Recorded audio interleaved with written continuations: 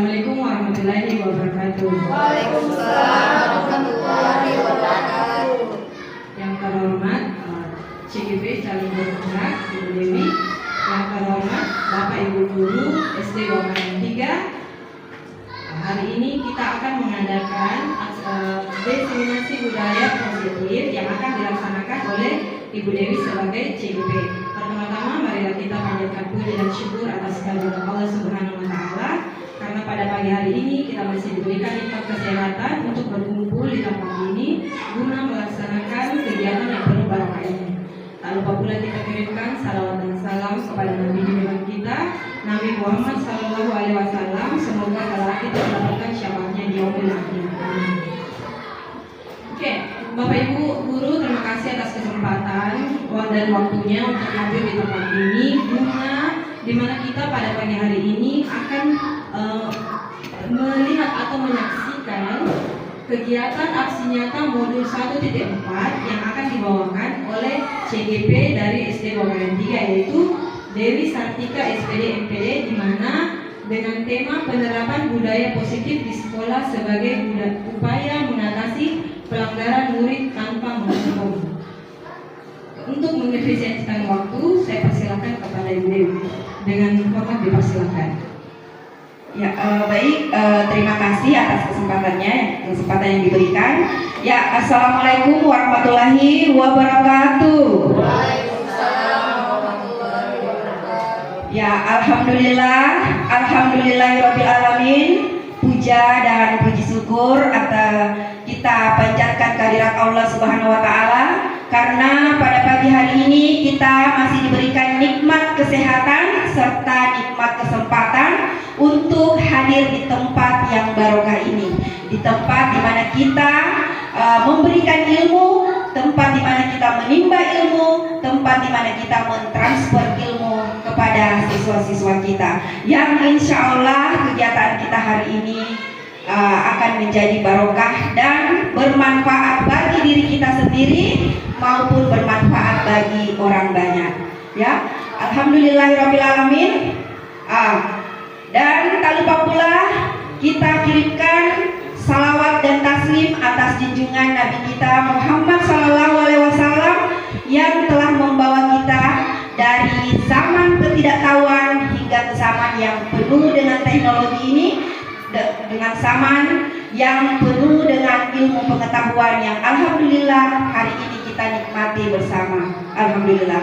Baik Bapak Ibu, sebelum saya melanjutkan kegiatan kita hari ini, saya mengucapkan banyak-banyak terima kasih atas kehadiran dan partisipasi Bapak Ibu dalam melaksanakan kegiatan-kegiatan kita hari ini, yang menjadi tugas saya menerapkan aksi nyata atau melakukan penimbasan kepada teman-teman dari ilmu yang saya dapatkan, ilmu yang saya pelajari pada pendidikan guru penggerak, dan saya terapkan di sekolah, dan kemudian saya menimbaskan kepada teman-teman guna untuk bagaimana kita bisa mengambil ilmu serta menerapkan ilmu juga kepada siswa-siswa kita, dan memberikan bagaimana sekolah kita berkembang lebih baik lagi ke depannya.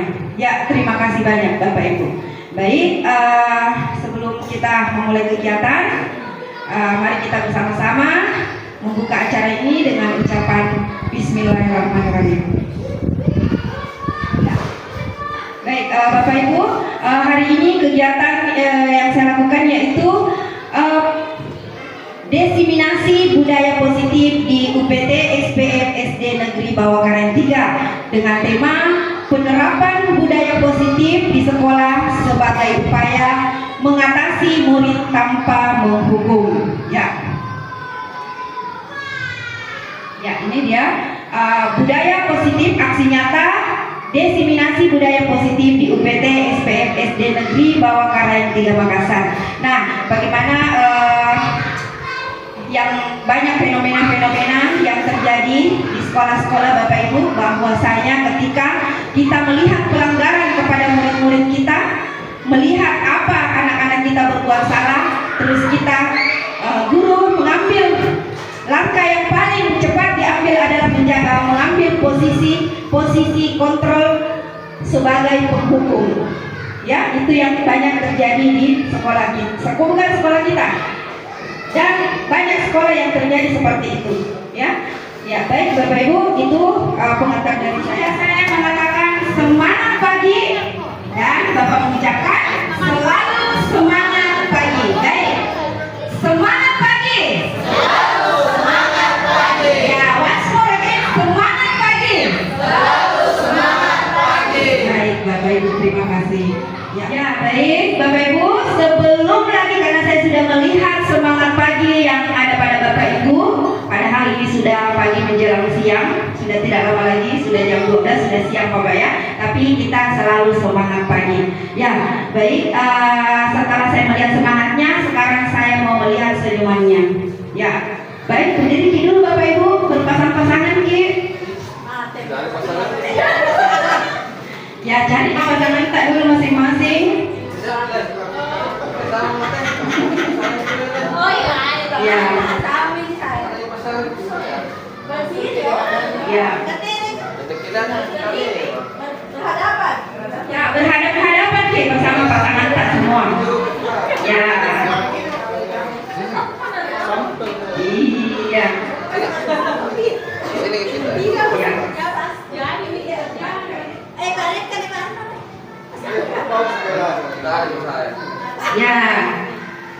Ya, coba lihat di bibirnya semua pasangan tak.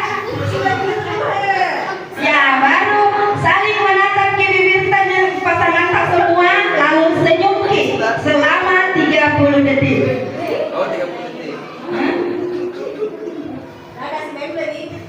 Senyum Ki. Iya, Ibu Marwa dengan Ibu. Ya, saya berpasangan dengan Ibu Arjanti. Ya. Sudah bikin senyum? Kenapa dia malu tuh dia? Ya, mulai 1, 2, 3. Senyum Ki sama pasangan Kak.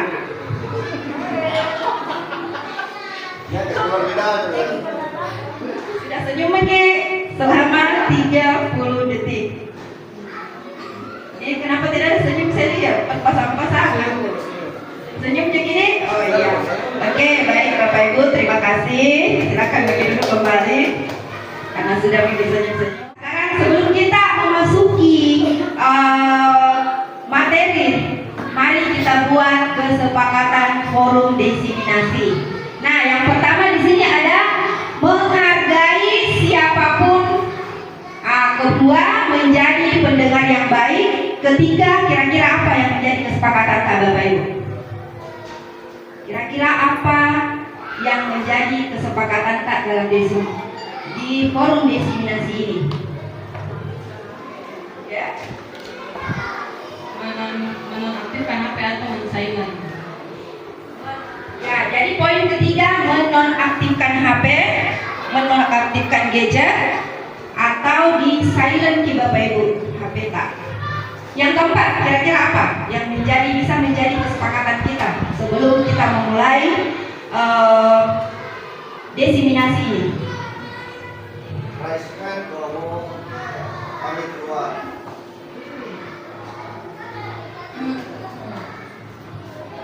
Yang keempat mungkin angkat tangan kalau mau pamit keluar ruangan. Ya, dan untuk berbicara. Terima kasih. Yang keempat, angkat tangan atau raise hand ketika ingin pamit atau ingin mengungkapkan suatu pendapat atau suatu ide Bapak Ibu. Ya. Yang kelima, kira cukup ya. Ya, jadi kenapa Bapak Ibu saya menerapkan yang namanya forum kesepakatan forum diseminasi, karena seperti inilah yang Bapak Ibu terapkan nanti juga di dalam kelas. Bagaimana kita menerapkan adanya keyakinan kelas bersama murid-murid kita, kesepakatan kelas bersama murid-murid kita. Nah, hari ini saya juga menerapkan di forum diseminasi ini.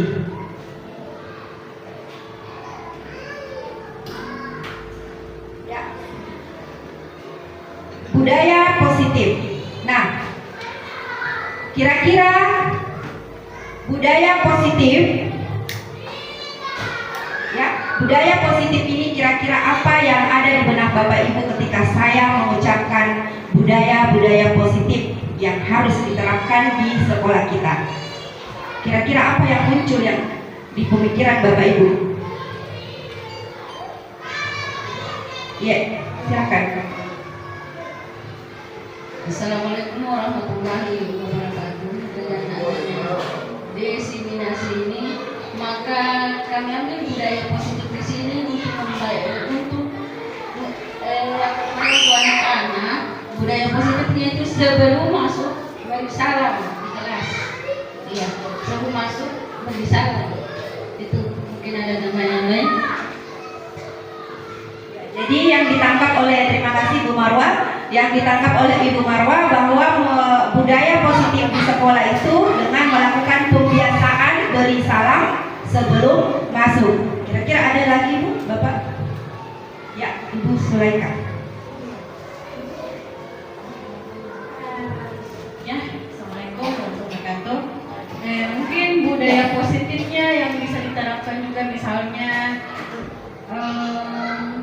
jika bertemu dengan guru bisa mengucapkan salam meskipun bertemu gurunya di luar atau di dalam sekolah. Terus apa lagi? Ya, senyum sapa kayak gitu.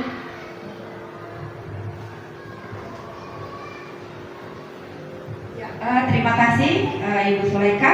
Ya, yang mengatakan bahwa budaya positif itu diterapkan pada siswa-siswa kita melalui pembiasaan ketika bertemu dengan Bapak dan Ibu guru itu melakukan senyum dan salam, atau budaya yang kita anut ini budaya berapa? 4-3S. Senyum, sapa, salam. Ya. Ada bisa lagi ditambahkan salim. Senyum, sapa, salam, dan salim. Ya, seperti itu Bapak Ibu. Ya, baik. Nah, seperti apa itu poin-poin dari budaya positif itu? Yang pertama Bapak Ibu, ada yang namanya disiplin positif. Nah, seperti apa itu disiplin positif? Ya, seperti apa tadi yang kira-kira sebelum saya melanjutkan, seperti apa itu disiplin positif? Gambaran Bapak Ibu tentang disiplin positif. Tidak terlambat ke sekolah. Ya, satu, tidak terlambat ke sekolah. Yang kedua, tidak terlambat upacara. Ya, itu termasuk bagian dari disiplin positif. Ada lagi yang bisa menambahkan? Mungkin Ibu Bia? Iya, berdisiplin dalam berpakaian. Ya, itu semua masuk dalam disiplin positif. Ya, mengerjakan tugas atau pekerjaan rumah yang diberikan itu termasuk ya sesuai dengan ketentuan waktu atau yang biasa kita kenal dengan due date-nya. Ya, kemudian ada motivasi perilaku manusia. Nah, motivasi perilaku manusia ini kira-kira apa yang ada gambaran dari Bapak Ibu? Motivasi perilaku manusia. Motivasi perilaku manusia. Mencontoh teman. Ya, Mencontoh teman. mencontoh teman. Ya, itu perilaku. Ya, mencontoh teman. Ya, kira-kira apa lagi? Pak Arnold yang sedang senyum-senyum, silakan. Bisa jadi mungkin mengikuti instruksi guru. Mengikuti instruksi guru. Baik. Nah, poin ketiga ada keyakinan sekolah atau keyakinan kelas. Nah, seperti apa itu Bapak Ibu? Tata tertib. Ya, tata tertib. Nah, tata tertib. Kemudian apa lagi? Saya rasa Bapak Ibu sudah ada yang menerapkan keyakinan atau kesepakatan kelas. Ya, ada yang sudah? Jadwal piket, Iya, jadwal membersihkan. Ya, jadwal membersihkan. Apalagi Bapak Ibu? Keyakinan sekolah dan keyakinan kelas. Ya. Nah, seperti ini keyakinan sekolah itu adalah sebuah kesepakatan yang disepakati oleh antara warga sekolah. Ya, kita membuat peraturan, bukan seperti peraturan, tapi inilah yang dinamakan keyakinan Bapak Ibu. Ya. Terus di dalam kelas, keyakinan kelas berarti kita membuat namanya ada kesepakatan antara siswa dan guru, sehingga siswa juga merasa nyaman, guru pun juga merasa nyaman. Jadi tidak ada tekanan di dalam kelas. Seperti itu Bapak Ibu ya. Kemudian ada poin keempat, kebutuhan dasar manusia. Kira-kira apa-apa kebutuhan dasar Bapak Ibu? Kota. Ya? Makan. Kenapa? Kota. Wah, kota itu bukan kebutuhan Bapak ya? Uang. Ya? Ya. Bekal. Bekal. Ya, itu bekal termasuk apa itu Bapak Ibu? Kebutuhan bertahan hidup. Di kebutuhan bertahan hidup. Ketika kita tidak makan, maka lapar tidak bisa bertahan hidup, ya. Ya. Kemudian posisi kontrol restitusi. Nah, ini yang mungkin baru atau sudah ada yang pernah mendengarkan bahasa posisi kontrol restitusi. Bagaimana kameramen? Siap. Ya, sebentar kita bahas Bapak Ibu. Kemudian yang terakhir ada namanya segitiga restitusi. Siapa yang pernah mendengarkan kata dari segitiga restitusi? Kalau segitiga yang ini mungkin biasa kita ini. Ya, coba Pak Arnold mungkin bisa memaparkan sedikit seperti apa gambaran segitiga restitusi itu. Ya, terima kasih atas waktu dan kesempatannya. Ditanya tadi apakah pernah mendengar? Saya pernah mendengar yang namanya segitiga. Restitusi pernah juga. Jadi segitiga bentuknya ada 3 titik ya. Jadi mungkin di situ ada kolaborasi untuk menyelesaikan suatu permasalahan yang terjadi antara guru, siswa yang bermasalah, siswa yang membuat masalah, serta mungkin kalau di kita ini tidak ada ya, tapi mungkin di SMP SMA itu sekolah lagi senior lagi itu ada istilahnya BK, mungkin itu. Jadi menyelesaikan masalah secara berkolaborasi antara guru kelas, siswa yang bermasalah sama pihak BK. Saya kira itu saja, mungkin teman-teman bisa menambahkan.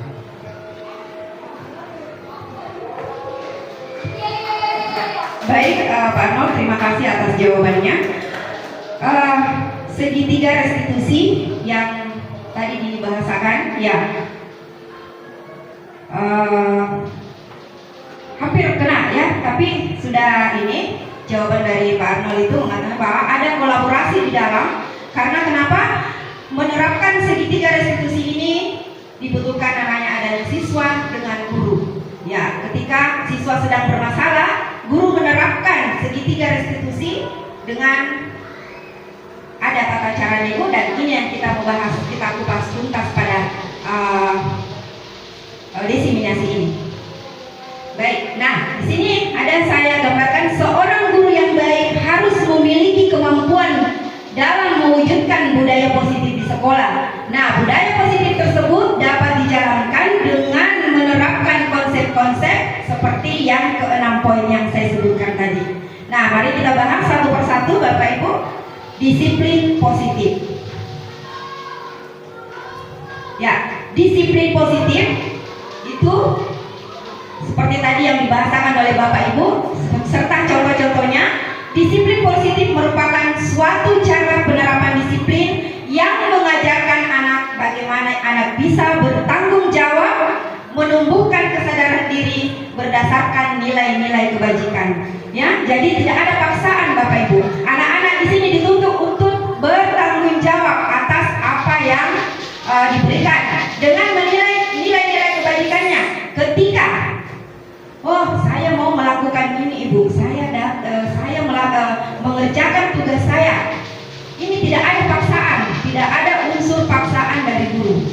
Ya, tetapi dia yang sadar akan tanggung jawabnya bahwa ketika saya mengerjakan tugas saya berarti ada nilai-nilai kebajikan yang saya timbulkan pada diri saya dan tentunya juga kepada orang lain. Bisa mungkin pahami? Ya, seperti saya berikan contoh bahwa mengerjakan PR tadi, mengerjakan PR ada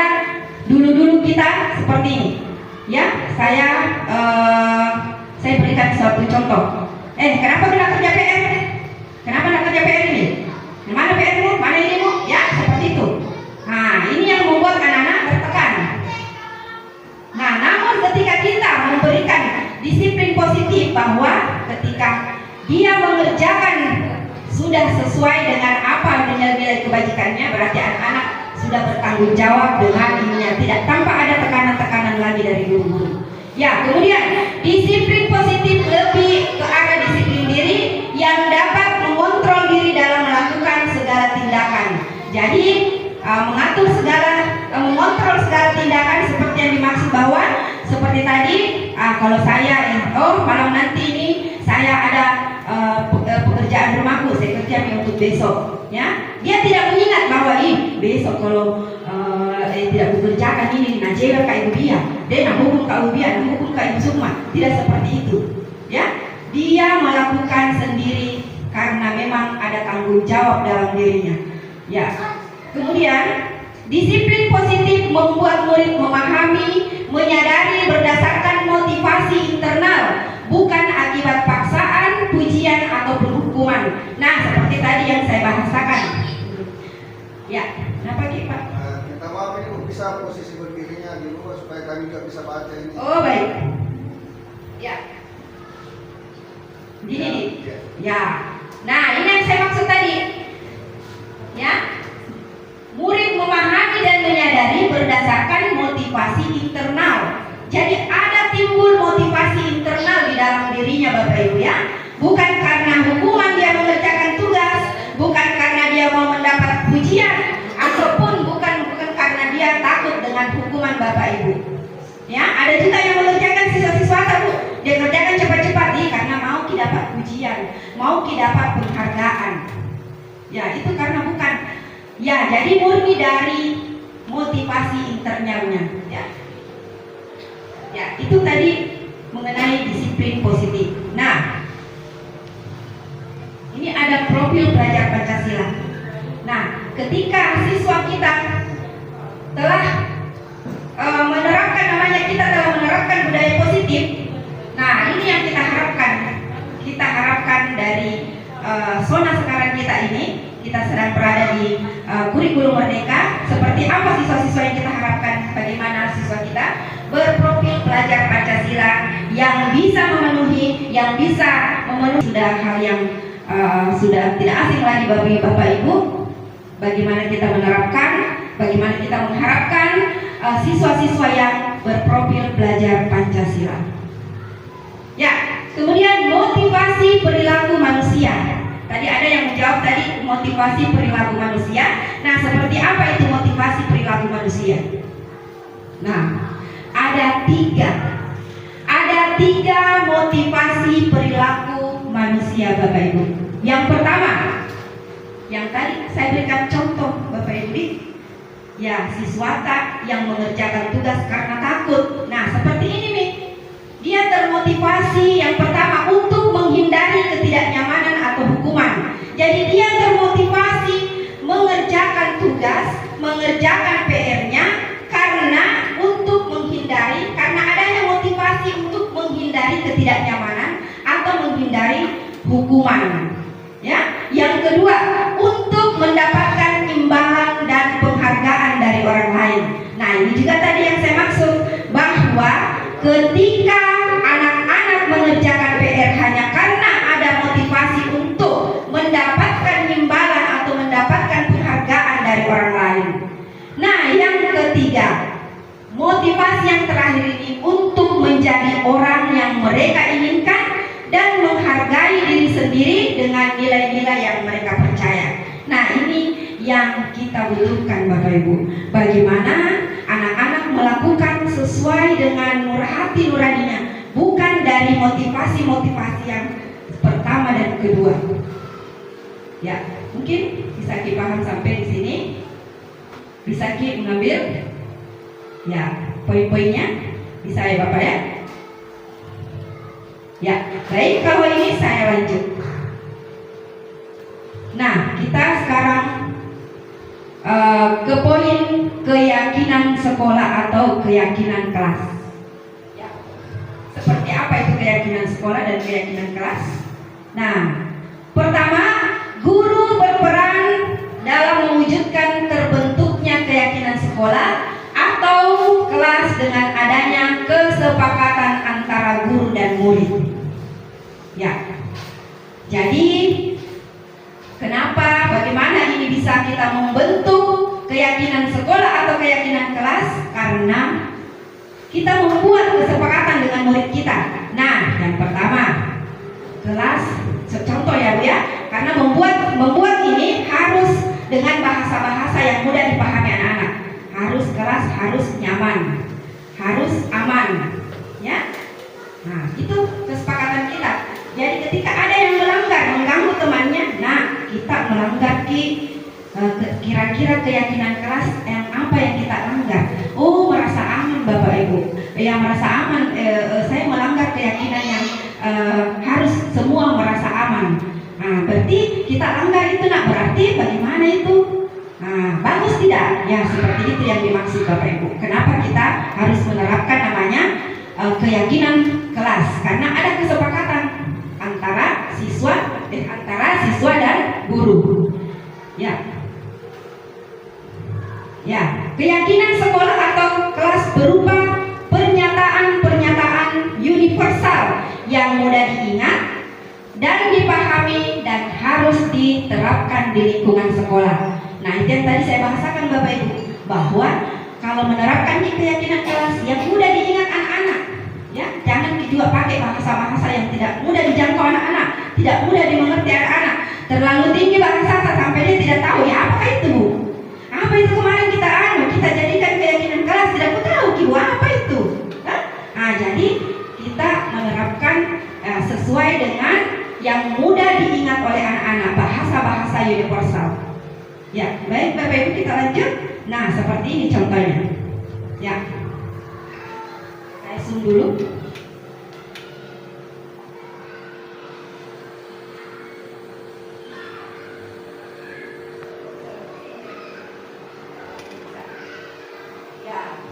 Ini keyakinan kelas.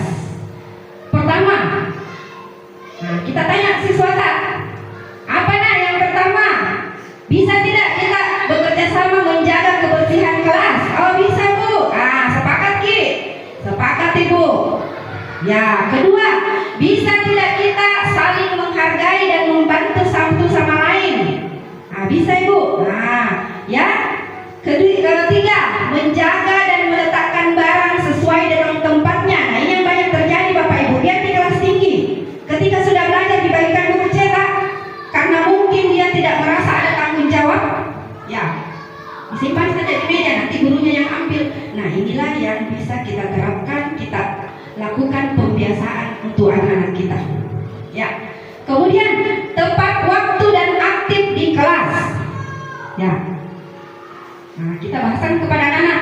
Ya, kita juga jangan kalau melihat kita lihat anak-anak yang kurang Ibu. Nah, kita paksa kasihkan materi yang ini, jadinya dia tidak aktif. Jadi kondisikan sesuai dengan kebutuhannya anak-anak tak. Ya. Kemudian mengerjakan tugas tepat waktu. Nah, seperti tadi yang saya contohkan. Ya.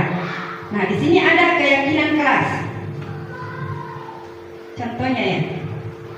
Ya, setiap anggota kelas perlu belajar, senang, melakukan tugas, saling menghormati dan merasa aman. Nah, ketika ada anak-anak yang tidak belajar ini, lihat keyakinan kelas tak? Nah, lihat itu keyakinan kelas tak, berarti kita melanggar di apa, tidak belajar Ki. Nah, kemudian ada yang tidak melakukan tugas, tidak mengerjakan PR-nya. Ya, kembalikan, kita ingatkan. Nah, lihat apa keyakinan kelas tak? Kemudian yang poin yang paling terakhir itu merasa aman. Nah, ini Bu, banyak sekali namanya anak-anak menjadi penguasa di kelas.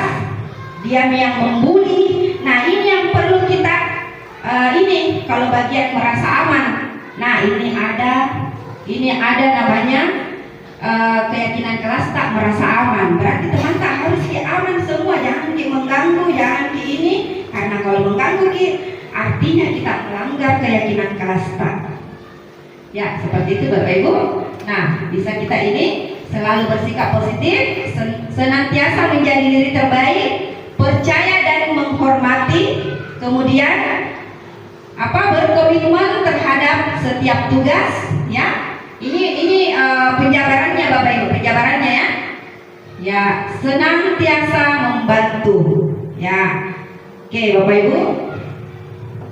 Ya, saya kira bisa dipahami semua masalah keyakinan kelas. Bisa, Bapak Ibu? Ada yang sudah pernah menerapkan di sini keyakinan kelas? Saya pernah melihat di mana di kelas 4, kelas 6 juga ada, tadi? Iya. Iya, di kelas tinggi. Ya, baik. Nah, sekarang kita explain dulu Bapak Ibu. Baik. Ya? Ya, boleh. Ya, silakan Bapak. Tepuk tangan dulu buat Pak Arnoli.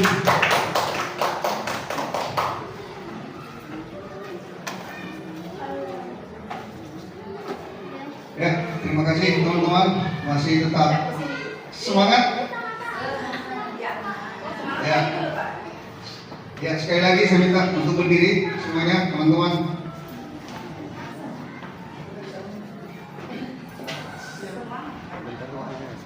Oke. Teman-teman, balas ya, sahabat saya. Bu Marwah, silakan berdiri. Semangat, Bu Marwah. Selamat pagi. Siap semangat pagi. Ya, siap semangat pagi. Ya. Semangat pagi. Siap semangat pagi. Ya, terima kasih. Ya, oke. Saya mau bentuk lingkaran, mungkin lingkarannya boleh. Ibu Marwah menghadap ke tembok belakang. Ibu Hamdana di sampingnya Ibu Sulfi, Ibu Sulga di samping sini, Ibu Ratna sebelah sini. Minta maaf ya teman-teman, biar sedikit semangat. Kita ice breaking itu biasanya dengan game-game kecil ya, game-game kecil. Oke, saya punya game. Ada teman-teman hanya menyebutkan 2 kata, biru, ribu, biru, ribu. Nanti menyebutkan secara bergantian.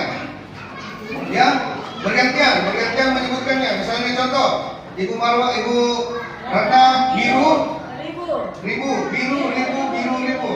Ya, oke, seperti itu ya kan? Ya, mungkin Putih. kesepakatan ya. Kalau ibu salah, mungkin saya suruh terbahak saja ya. Ya, suruh terbahak saja ya. Biar kita tetap semangat. Oke, biru, ribu, kita putarnya searah jarum jam.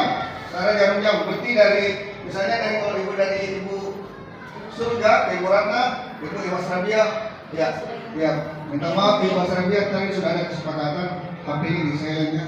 Minta maaf ya, supaya menjadi kebiasaan. Ya, oke, seperti itu teman-teman. Bisa main? Bisa. Dengan suara yang lantang. Biru, ribu. Oke, siap. Biru, ribu. Mas Samsul, biru.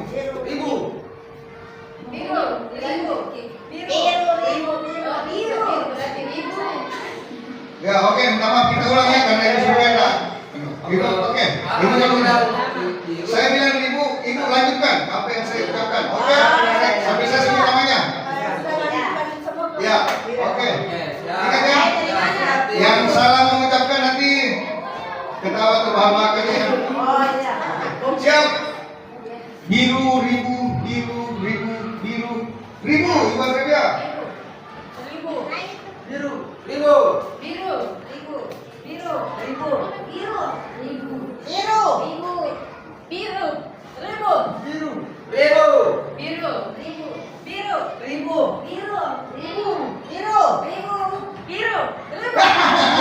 Ada yang salah?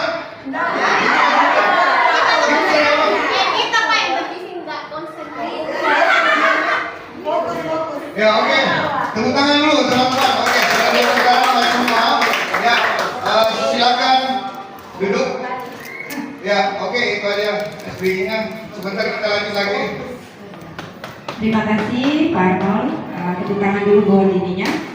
Ya, baik Bapak Ibu, itu tadi ice breaking yang diberikan oleh Pak Arnold. Nah, sekarang juga saya punya ice breaking Bapak Ibu. Ya, ice breakingnya saya begini Bapak Ibu. Coba begini, coba Bapak Ibu. Mainan, coba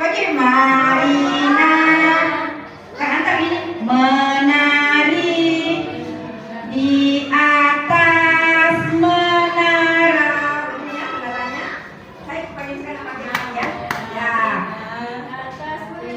Ya, di atas menara Marina menari.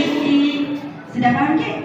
Ya, kalau saya ganti Marijo menari di atas menara. Di atas menara Marijo menari. Sudah Bapak ini? Jadi kalau saya pakai gerakan berarti Bapak Ibu mengikuti gerakan dengan nyanyian ya. Saya tes dulu.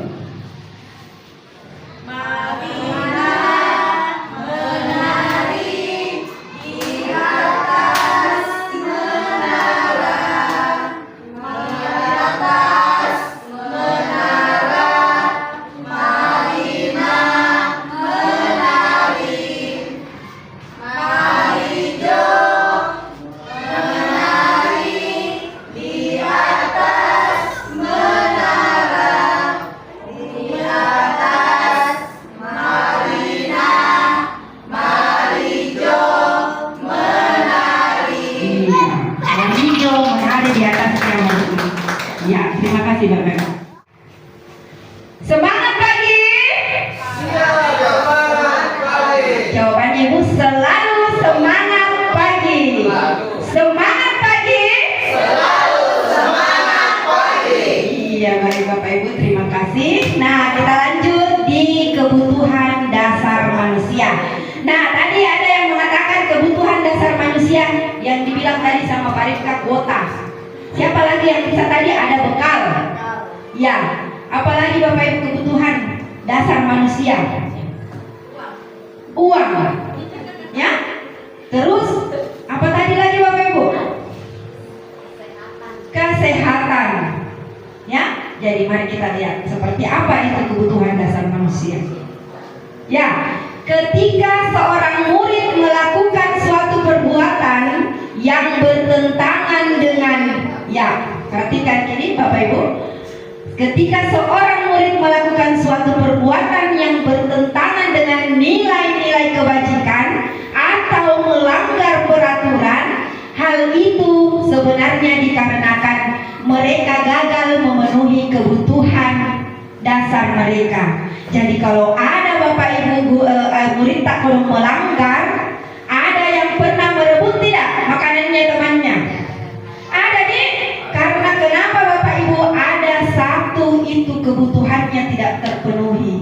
Apakah dia mamanya tidak masakannya di rumah, ataukah kodong lapar nih, ataukah dia iseng-iseng, ya iseng-iseng dia biasa, nah suka di temannya tuh, nah suka di kalau teriak-teriak temannya, nah suka kasih marah-marah temannya, nah bilang orang Bugis pak jobi-jobi, ya,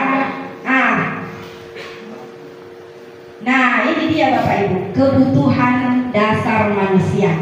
Yang pertama kebutuhan bertahan hidup. Nah seperti yang tadi dibahasakan oleh Bu Marwa, bekal makanan. Bagaimana kita bisa bertahan hidup ketika kita tidak memenuhi itu, tidak makan Ki, tidak ini Ki. Nah itu nih kadang anak-anak tak ada yang melanggar Ibu, ada yang ambil makanannya orang. Karena kenapa? Jadi jangan Ki langsung menghukum itu. Ini mentong ini nakal sekali, kau sini dulu kau. Kenapa kau ambil makanannya orang? Ganti makanannya orang. Tidak seperti itu ya. Tapi mari kita dudukkan anak-anak kita. Kenapa kita tidak jibu? Main tak berarti. Nah bukan terpenuhi itu kebutuhan hidupnya. Bukan kebutuhan hidup, bertahan hidup. Ya. Yang kedua kasih sayang dan rasa terima. Ya. Kenapa biasa anak-anak melakukan itu Ibu? Nah rampas makanannya anak, bisa jadi mereka tidak kurang kasih sayang dari orang tua, kurang perhatian dari orang tua, sampai bisa jadi dipanggil kenapa ke sini? Nah dipanggil orang tuanya memperhatikan, itulah yang dia butuhkan anak kita. Ya, kemudian penguasaan, kebutuhan dasar manusia penguasaan. Nah ini Bu, ya anak-anak kita ya banyak biasa menjadi penguasa di dalam kelas. Nah itu dia, kita dengarkan kenapa kau rampas di makanannya temanmu nak. Nah karena mau kamu, karena ini ya takut kita teman-teman sok berkuasa di dalam kelas. Takut di semua teman-temannya. Nah, ada juga kebebasan. Yang bagaimana ini kebebasan, Ibu? Ada juga anak-anak bosan itu terus. Ini kamu makan terus ini. Ini jangan makan yang lain. Ini kan. Ya, sampai di sekolahnya dia mau mencoba makanannya temannya. Nah, kenapa? Itulah sampai kenapa dia bisa mengambil makanannya temannya. Dia mau merasakan seperti apa masakan-masakan lainnya. Nah, kebutuhan kesenangan. Nah, ini yang saya maksud Bapak Ibu. Nah, rampas makanan temannya. Nah, lihat temannya menangis, senang dia. Menangis dia, balik lagi Bu. Begitu. Itu karena dia mau memenuhi kebutuhan akan kesenangannya. Ya, mari kita lihat bagaimana pembahasan studi kasusnya. Ya. Ibu Suleka, guru wali kelas 6A, sedang bingung menghadapi ulah salah satu muridnya di kelas, Tommy. Beberapa anak telah mengeluhkan Tommy yang seringkali meminta bekal makan siang mereka dengan paksa. Ya, jika Anda menghadapi seperti situasi Ibu Suleka, apa yang Anda lakukan? Dan menurut Anda kira-kira apa alasan Tommy melakukan hal itu?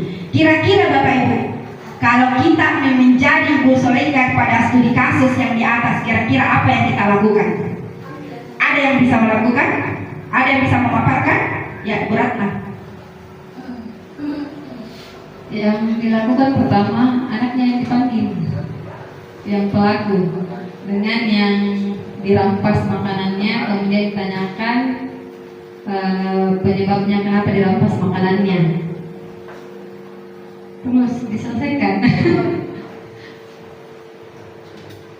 Ya, terima kasih Mbak Ibu Ratna. Iya, seperti yang dibahasakan Ibu Ratna.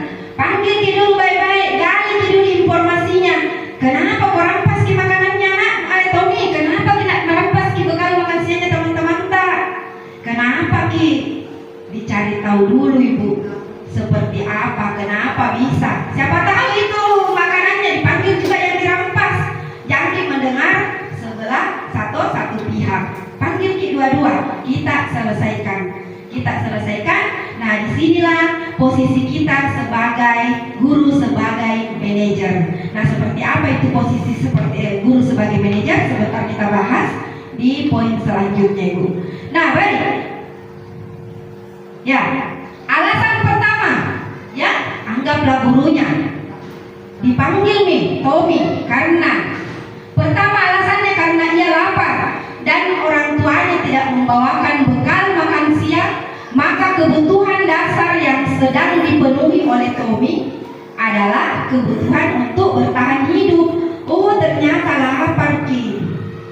Kenapa kau nak tidak bilang-bilang? Nah, iya Bu, kenapa Tommy? Tidak ada bekalku, saya tidak ada teman jajangku Bu. Lapar kak, jadi mau kak lagi tanganku ku ambil ki Bu. Ya, nah, pasti kita sebagai guru pasti ada hati nurani Ibu ya. Ya, tapi kalau kita tidak tanya ki baik-baik, bagaimana Tommy sini kok? Kenapa merampas ki makanannya orang pikir nanti sana gitu ya. Bapak Ibu tidak seperti itu ya. Iya. Kemudian ya itu tadi bertahan hidup. Nah, kemudian alasan Tommy yang kedua. Setelah digali kenapa ini Tommy? Ternyata dia merasa senang temannya memperhatikan dia. Nah, ketika temannya melaporkan tindakannya itu pada gurunya dan gurunya memberitahu orang tuanya sehingga orang tuanya jadi memperhatikan dia.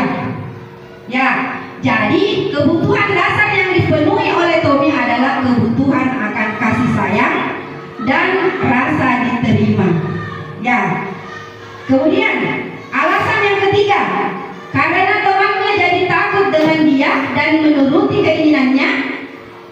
Jadi maka sebetulnya Tommy sedang berusaha memenuhi kebutuhan dasar akan kekuasaannya. Takut Ibu karena dia merampas-rampas makanannya orang, karena dia yang ditakuti. Berarti kebutuhan penguasaan kekuasaannya itu tidak terpenuhi. Ya. Ya, kemudian ada ketiga. Keempat, alasan Tommy merasa bosan dengan bekal seperti tadi yang saya bahasakan Ibu, ya. Ibunya selalu membawakan bekal yang sama, oleh karena itu dia ingin mencoba. Namanya anak Ya, apa yang namakan di situ temannya waktu kita coba. Tapi caranya yang salah kan pasti. Ya, ini yang perlu kita cari tahu seperti apa. Ya, yang terakhir alasan Tommy karena melakukan iseng saja dan ia menikmati ekspresi wajah teman-temannya. Ini yang dibilang Pak Cobi-Cobi. Nah lihat, yang suka lihat temannya marah-marah karena terpenuhi gini kesenangannya. Asal senang sudah tidak siap lagi. Ada begitu biasa anak-anak. Iya, seperti itu Ibu. Ya, jadi dari contoh-contoh kasus, saya rasa Ibu Bapak sudah mengerti seperti apa itu kebutuhan dasar manusia. Poin yang kelima ini ada posisi kontrol restitusi. Nah, ini tadi yang saya bahasakan tadi, bahwa sejatinya kita sebagai guru ini menghindari yang namanya posisi kontrol sebagai penghukum, tetapi kita mengupayakan diri kita sebagai posisi kontrol sebagai seorang manajer. Nah, seperti apa itu posisi kontrol sebagai seorang manajer? Ya, mari kita lihat seperti apa posisi kontrol restitusi. Nah, Bapak Ibu, di sini ada 5 posisi kontrol restitusi. Nah, pertama, guru sebagai penghukum. Nah, ini yang kadang saya lakukan dan mungkin teman-teman juga biasa melakukannya. Posisi kontrol guru sebagai penghukum. Kemudian yang kedua, guru sebagai pembuat merasa bersalah. Kira-kira pernah tidak Bapak Ibu kita melakukan ini? Pernah. Nah, ketika ada bahasa, kau itu memang toh gara-gara kamu itu namanya ini temanmu, jatuh temanmu gara-gara kau yang dorong. Nah, seperti itulah bahasa seorang guru yang melakukan posisi kontrol sebagai pembuat merasa bersalah. Guru sebagai teman. Nah, ini lebih baik dari yang keduanya Bapak. Ya, guru sebagai teman. Ya. Nah, kenapa nak? Di mana Ki? Yang mana belum dikerja?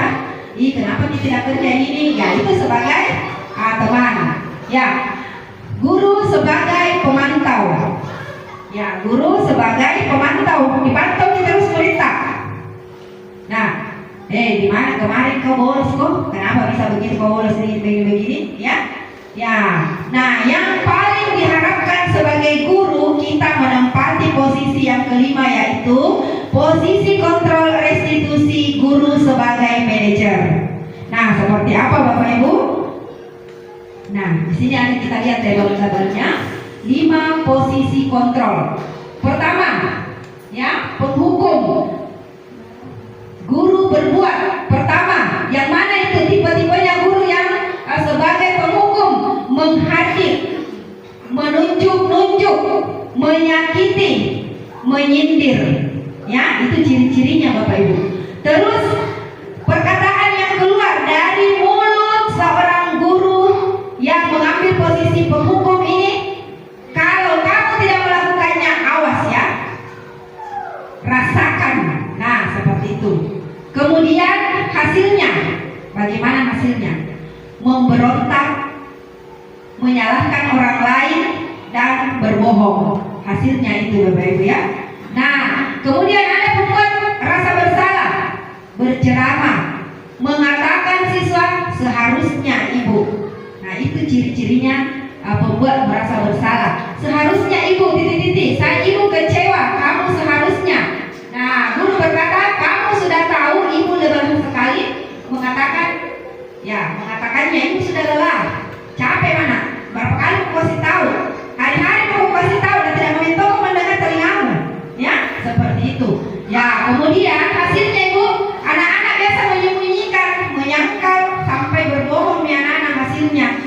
Kayak kamu kenapa kau kemarin temanmu ini tidak bu, saya tidak ini, karena dia takut bu dengan posisi ini, karena dia selalu dijadikan korban sebagai dia selalu tertekan karena selalu merasa bersalah akibat karena gurunya menjadi pembuat merasa bersalah. Kemudian teman, ya, guru berbuat pertama membuat alasan-alasan untuk muridnya. Ya. Nah, seperti apa alasan-alasannya, Bu? Nah, ayolah lakukan demimu. Bisa Diki nak, bisa Diki menyanyi. Coba bebek ibu mau lihat dulu. Pintar Diki menyanyi, bisa Diki menyanyi. Coba ibu tidak bisa, coba bisa lakukan. Coba untuk ibu, coba anak-anak bisa melakukan karena kita sebagai posisi sebagai teman. Ya. Nah, hasilnya anak-anak menjadi ketergantungan. Deh, ibu tuh itu di sana ibu yang suruh Kak baru mau. Karena itu di temanku, yang lain tidak ada yang kalau mau suruh sama wali kelasnya di sini di sekolah Bapak Ibu nih. Kalau bukan Tommy wali kelasnya yang suruhin, tidak mau karena dia merasa ketergantungan. Dia menganggap temannya hanya guru wali kelasnya saja. Nah, kemudian pemantau.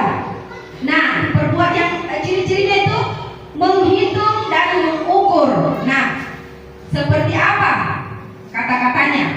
Nah, Ibu, apa peraturannya? Apa peraturannya kalau ini Ki? Kau tahu peraturannya sekolah? Kalau terlambat kau datang begini disuruh lari keliling lapangan. Nah, itu sebagai pemantau. Nah hasilnya menyesuaikan diri bila diawasi. Jadi kalau tidak diawasi Ibu, tidak tidak ada di tanah Pak Arnold. Tidak ada di Pak Arnold, jangan beda. Ayo lari, ayo ambil, jangan karena tidak ada itu sebagai ini ya. Nah, ada tidak ada Bu Bia di kelas pergi tadi sini tadi keluar, tidak ada ayo keluar pergi juga. Nah, karena tidak ada, dia merasa tidak ada yang mengawasi. Ya. Nah, yang kelima ini sebagai manajer. Nah, ini yang diupayakan bagaimana kita bisa menjadi posisi kontrol sebagai seorang manajer. Nah, bagaimana guru berbuat Ibu Bapak? Pertama kita mengajukan pertanyaan-pertanyaan. Pertanyaan-pertanyaannya tentunya pertanyaan-pertanyaan yang positif. Enak sedikit dulu, ya. Dan ini saya sudah coba di kelas kemarin kelas 4 Pak ya. Nah, mengajukan. Terus guru berkata, sudah Ki, ada keyakinan kelas tak yang kita buat. Nah, berhubungan dengan tadi Ibu, materi-materi yang tadi, keyakinan kelas. Setelah kita membuat keyakinan kelas, kita kembalikan ketika anak-anak melanggar. Ya, melanggar. Nah, apa yang kita yakini, apa yang pernah kita buat di kelas tak, apa yang menjadi keyakinan kelas tak. Oh iya Bu, ini kenapa kita langgar Tina? Bagus kah kira-kira? Iya, ini ya hasilnya menguatkan pribadi. Jadi tidak ditekan, tidak tidak dihukum, tapi anak-anak juga merasa tadi bersalah tadi. Tidak mau begini deh. Ya, semoga itu bisa kita lakukan Bapak Ibu. Ya, mungkin ada yang kurang mengerti dari pembahasan saya ini. Bisa menangkap semua Bapak Ibu? Ya, bisa. Pak Irkan di belakang. Ya, baik. Kalau kita beralih di sini. Ya, posisi kontrol restitusi. Nah, ini Bapak Ibu inti dari kelima posisi kontrol tersebut. Di antara kelima posisi kontrol tersebut, sebaiknya seorang guru menggunakan posisi kontrol sebagai manajer. Nah, ini yang diharapkan Bapak Ibu, bagaimana kita menerapkan bagaimana kita bisa mengambil posisi kita sebagai posisi kontrol seorang manajer. Mari kita tinggalkan itu posisi menghukum, posisi pemantau, posisi apa lagi tadi Bapak Ibu? Posisi sebagai teman, posisi apa lagi?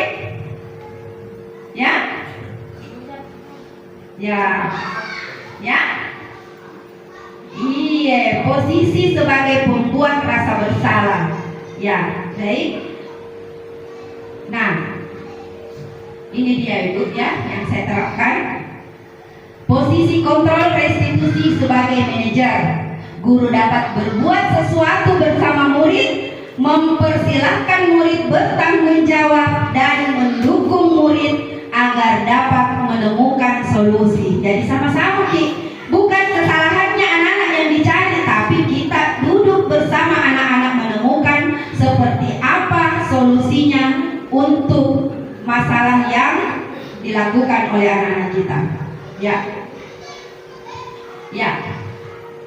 Nah, selain itu, posisi manajer mengacu pada restitusi yang dapat menjadikan murid sebagai manajer bagi dirinya sendiri sehingga dapat tercipta identitas positif pada diri murid. Ya. Ya. Nah, ini tadi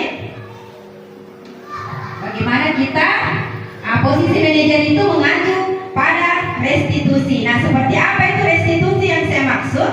Nah, inilah yang dikatakan segitiga restitusi. Tadi ya sudah ada tadi yang dibahasakan oleh Pak Arnold bahwa segitiga restitusi itu di dalamnya ada kolaborasi, betul Bapak Ibu? Ya, adanya kolaborasi bahwa ketika murid kita menemukan kasus, menemukan permasalahan murid, kita panggil murid dan guru berdiskusi. Nah, terjadilah di situ kolaborasi, tidak langsung kita bertindak sebagai posisi kontrol, sebagai guru, sebagai penghukum. Ya.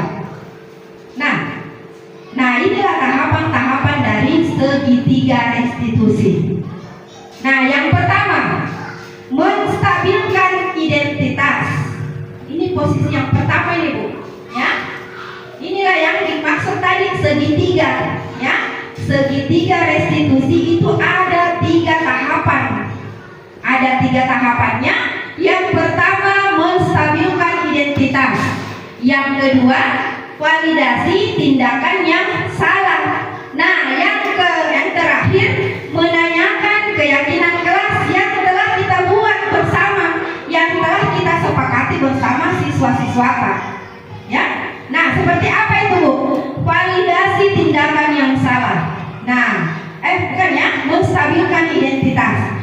Jadi, kalau kita temukan sebuah kasus, Ibu, ya ini ada ya yang di kelas 4 kemarin, betul-betul saya disuruh membuat tugas itu, Bapak Ibu, membuat skenario tentang mencari kasus, tapi murni pada saat itu saya tidak membuat skenario.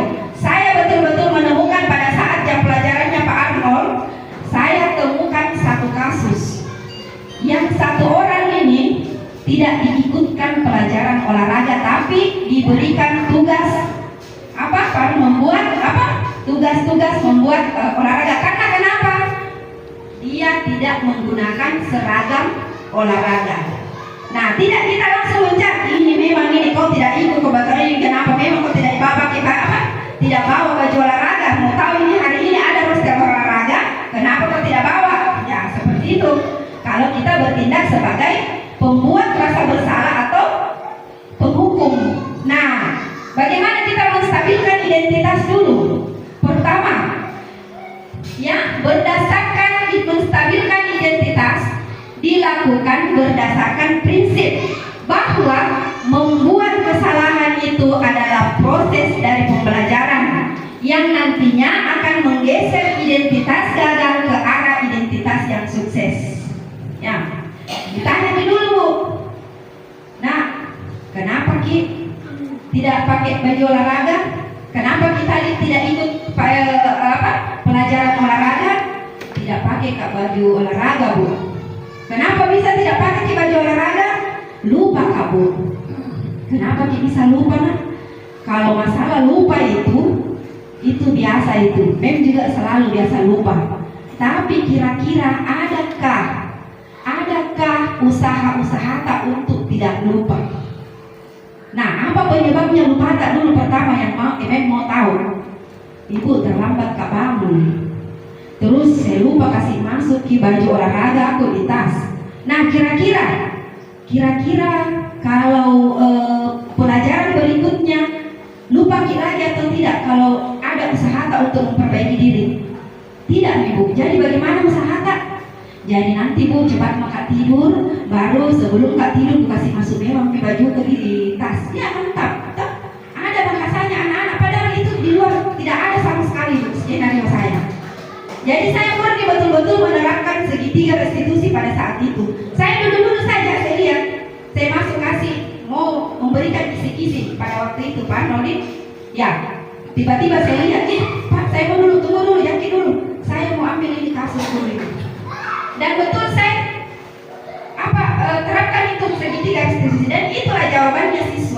ketimbang kita marah-marahin. Ya, begitu Bapak Ibu. Nah, kemudian setelah menstabilkan identitas, ya, mari kita beralih ke, ya ini dulu ya, masih menstabilkan identitas. Pertama, berbuat salah itu hal yang manusiawi, tidak ada manusia yang sempurna. Ini yang dibahasakan, tidak apa-apa Jina. Itu kalau yang begitu semua orang biasa salah Ji. Tapi ada usaha tak untuk memperbaiki diri. Nah ini kemudian menyelesaikan permasalahan ini, Bapak Ibu tidak tertarik untuk mencari tahu siapa yang benar, siapa yang salah.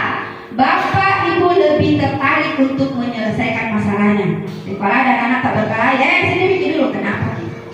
Kenapa Ki? Kenapa bisa begini? Kenapa harus cari dulu letak masalahnya.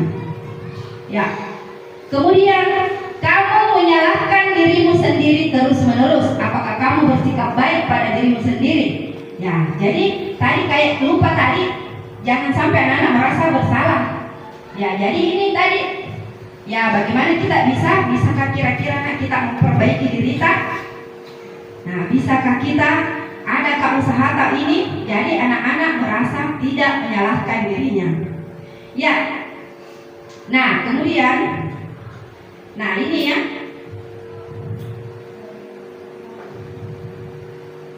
Ya, ini validasi tindakan salah. Nah, ini salah satu siswa kita ya, yang saya terapkan segitiga restitusi pada saat itu tanpa di luar skenario ini. Ya, validasi tindakan salah dilakukan berdasarkan prinsip bahwa setiap perilaku berupaya memenuhi suatu kebutuhan tertentu, sehingga guru atau orang tua akan bergeser dari pemikiran stimulus respon menjadi proaktif, serta akan lebih mengenali dan mengakui kebutuhan murid atau anak. Nah, seperti tadi Pak, validasi tindakan salah. Kenapa bisa tidak lupa Ki bawa baju olahraga? Ya karena tadi mengantuk Ki, tidak ada yang membangunkan, terus dia lupa ini, masukkan sampai ini. Nah buru-buru akhirnya dia lupa. Ya. Kemudian ya ini. Nah ini bahasanya Bu. Ya, validasi tindakan salah. Kamu pasti punya alasan mengapa melakukannya. Nah, ini tadi yang saya gali sama Rehan. Kenapa pasti ada alasan tak? Iya, Bu alasannya saya terlambat bangun, Bu terlambat juga aku masukkan di dalam tas. Tidak aku kasih masukkan memang ini. Ya. Nah, kamu boleh tetap berusaha menjaga sikap itu, tapi tambahkan sikap yang lain yang baru.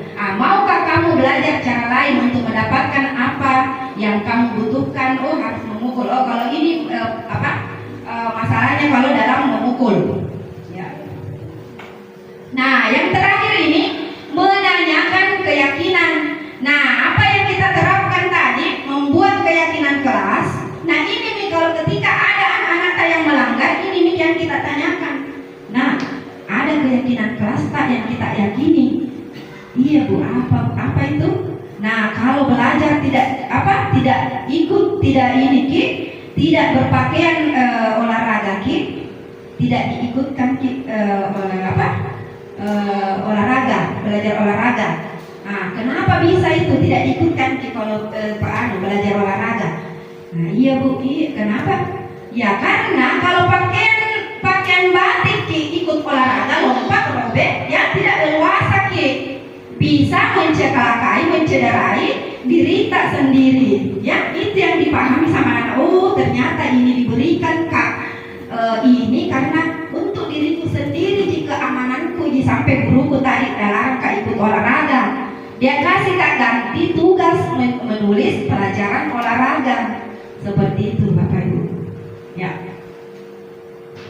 Ya, ini yang kita tanyakan, apa nilai yang kita percaya di sekolah kita? Itulah tadi kesepakatan kelas dengan keyakinan sekolah dengan keyakinan kelas. Nilai-nilai apa yang telah disepakati. Jadi kalau ketika sepakat sama anak-anak, kita pun yang sepakat. Jadi tidak ada anak-anak merasa bahwa dia dihukum. Karena itulah bedanya penghukum ya Bapak Ibu. Ya, menghukum itu tidak ada kesepakatan. Jatuh anak-anak didorong langsung, sini, berdiri kau di sini. Tidak ada kesepakatan sebelumnya. Tapi kalau kita sudah menerapkan keyakinan kelas, ada kesepakatan kelas di dalam. Sementara anak-anak melanggar, kita ingatkan dia bahwa apa yang sudah kita sepakati nak kita langgar kira-kira apa, seperti apa anaknya, ya? Ya, kita tanya lagi, kira-kira bagus tidak nak itu kalau kita langgar keyakinan kelas tak? Pasti dia bilang ibu ya, seperti tadi tidak bu. Bagaimana cara tak untuk menganut nak? Bagaimana cara tak usaha tak untuk memperbaiki diri tak? Dia sebut tadi seperti yang diutarakan sama Rehan. Iya bu, saya masukkan nanti bu, tidak terlambat maka tidur, biar tidak terburu-buru kak, malamnya kasih masuk memang di tasku. Nah, seperti itu Bapak Ibu. Ya, itulah tadi Bapak Ibu. Seperti apa itu budaya positif yang akan diterapkan di sekolah kita. Yang pertama ada disiplin positif, kedua ada motivasi perilaku manusia, yang ketiga keyakinan kelas, keempat kebutuhan dasar manusia, kelima posisi kontrol restitusi, dan yang terakhir inilah yang menjadi tujuan kita, bagaimana kita menerapkan segitiga restitusi.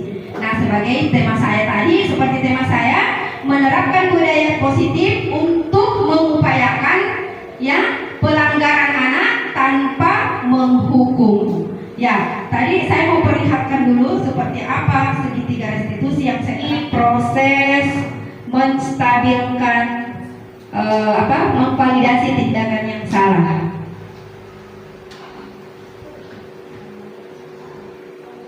Ya, ini proses yang terakhir menanyakan keyakinan kelas sesuai apa yang disepakati dan dia menjawab seperti apa keyakinan kelasnya karena sudah ada bahwa tidak diikutkan pelajaran olahraga ketika dia memakai seragam yang bukan pakaian olahraga dan menerima apa yang telah menjadi keyakinan kelasnya tetap belajar di kelas dengan menyelesaikan tugas-tugas yang diberikan oleh guru olahraganya. Nah,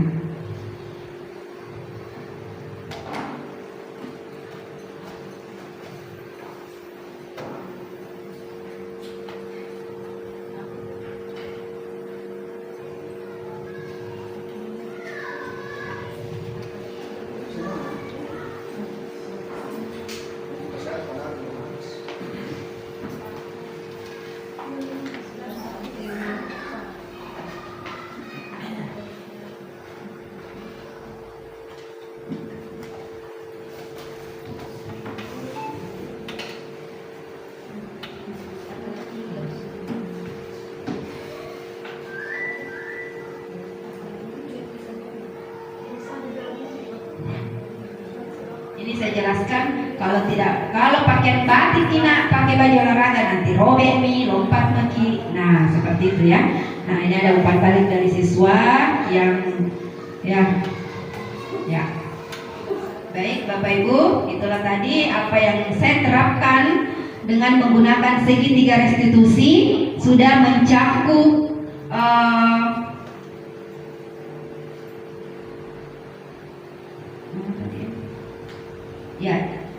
sudah mencakup dari apa yang keenam budaya positif tersebut tadi. Bagaimana saya bisa berusaha menjadi posisi kontrol sebagai seorang guru dengan menerapkan segitiga restitusi ketika melihat pelanggaran-pelanggaran yang dilakukan oleh siswa. Ya baik Bapak Ibu, harapan saya bagaimana juga Bapak Ibu dan saya dan Bapak Ibu bisa bekerja sama berkolaborasi untuk bagaimana kita bisa menerapkan segitiga restitusi, menerapkan budaya positif di sekolah kita ini. Ya, itu materi dari saya. Sekian dari saya. Wassalamualaikum warahmatullahi wabarakatuh dan saya kembalikan pada moderator. Baiklah, kita semua telah mendengarkan pemaparan materi dari Ibu Dewi, materi yang sangat luar biasa. Sekarang kita memasuki waktu di mana kita ingin tanya jawab dengan pemateri. Dan ini dipersilakan Bapak Ibu mengajukan tangan apabila ada hal-hal yang ingin dipertanyakan. Silakan. Ya, mungkin Pak Arno bisa mewakili teman-teman memberikan satu pertanyaan.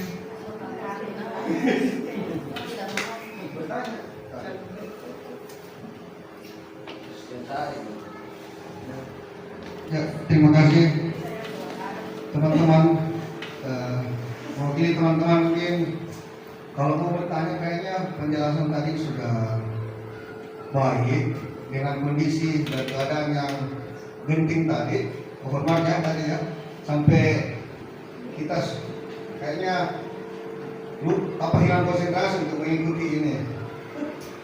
Segitiga prostitusi, segitiga apa tadi? Ya, kalau bisa menambahkan mungkin dengan pemaparan yang diberikan oleh Dewi tadi bisa dibayangkan betapa luar biasa kita sebagai seorang guru dalam mengajar. Mungkin dalam bernapas saja mungkin kita harus memberi suasana nyaman kepada siswa kita. Ya, teman-teman. Bahasa mengajukan jari saja kepada siswa itu tidak bisa. Dan ini kita harus akui bahwasanya memang pesona-pesona zaman-zaman dulu itu masih ada. Bagaimana teman-teman? Itu spontanitas yang luar biasa. Beberapa minggu yang lalu itu mana ada? Halo, Panan. Ya, siap, Panol.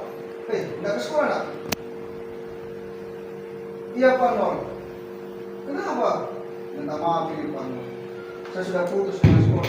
Kenapa gitu nak? Iya, Panol. Sekolah lebih mementingkan pendidikan daripada saya. Cemburu Ki. Wah, itu. Jadi ada bukan hanya pengalaman yang ada di sekolah yang kita jadikan ini.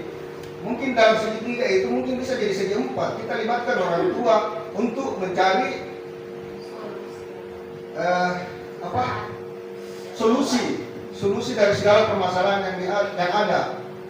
Beberapa mahasiswa yang datang di sini, satu motivasi yang saya berikan, kalau kamu sudah berhasil menjadi manajer yang baik di bawah KRAN 3, sekolah yang lain itu kau bisa lewati dengan aman. Itu kata-kata motivasi yang saya berikan. Dan memang ini berat jadi ini guru teman-teman, dengan kondisi, dengan pemaparan dari Bu Dewi tadi itu berat kita jadi guru. Apa saja kita mungkin harus memberi suasana aman. Ini cita-cita negara ini loh.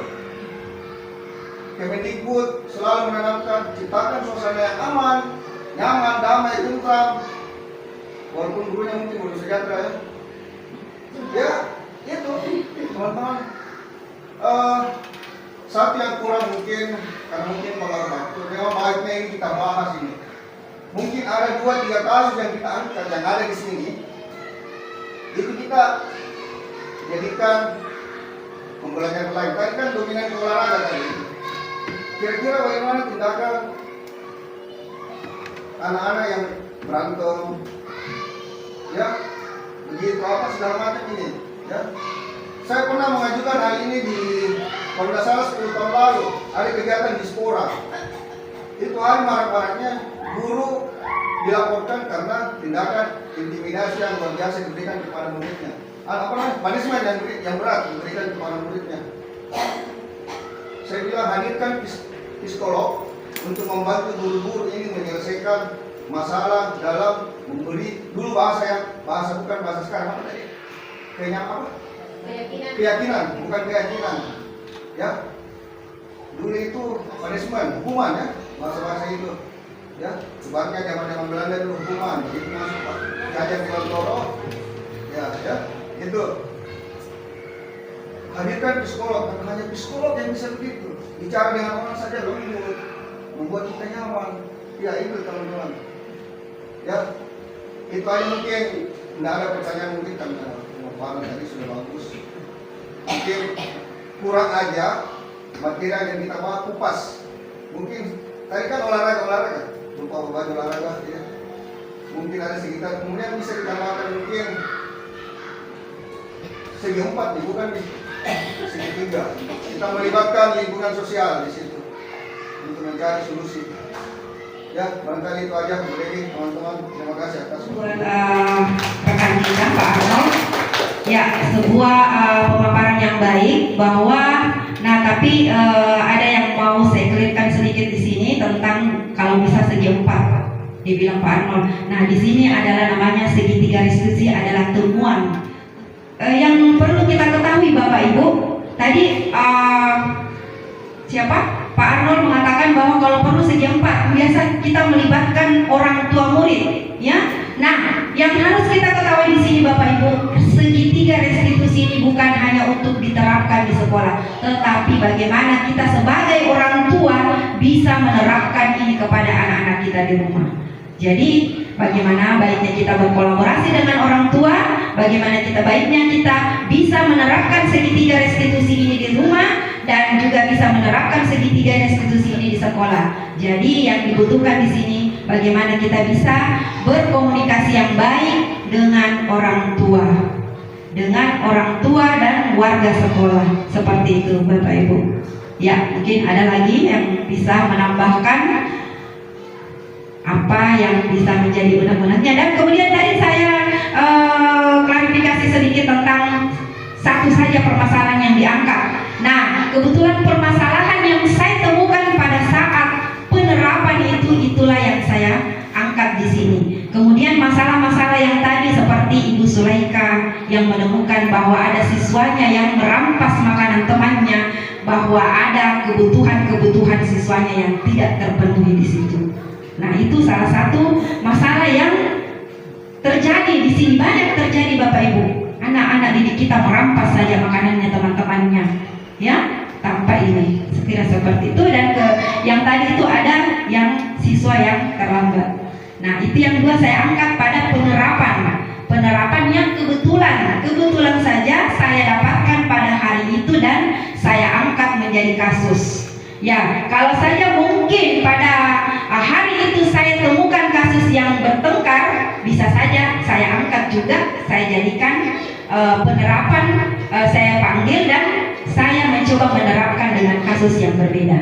Dan ini semua menjadi tantangan buat teman-teman kita, dan bukan lagi menjadi tantangannya, tapi bagaimana kita berusaha menjadi seorang guru dengan memposisikan diri sebagai posisi kontrol, sebagai seorang manajer dengan menerapkan segitiga restitusi.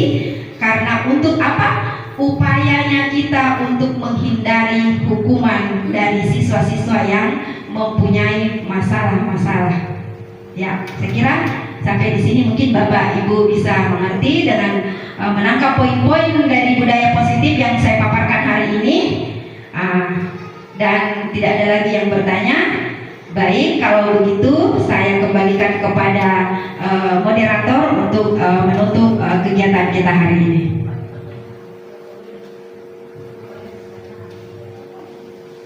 Oke, baik Bapak Ibu, mungkin masih banyak pertanyaan, tapi karena kita dibatasi oleh waktu, mungkin nanti kita bisa berbincang-bincang lagi di lain waktu dan di lain tempat. Kita beri tepuk tangan dulu kepada Ibu Dewi yang telah materi yang sangat luar biasa pada hari ini. Semoga apa yang kita dapatkan pada siang hari ini bisa kita implementasikan di dalam kelas dan di sekolah. Demikian pertemuan kita kali ini. Kita tutup pertemuan kali ini dengan ucapan hamdalah alhamdulillahirabbil alamin. Dan mohon maaf apabila ada salah kata. Wabillahi taufiq wal hidayah. Assalamualaikum warahmatullahi wabarakatuh.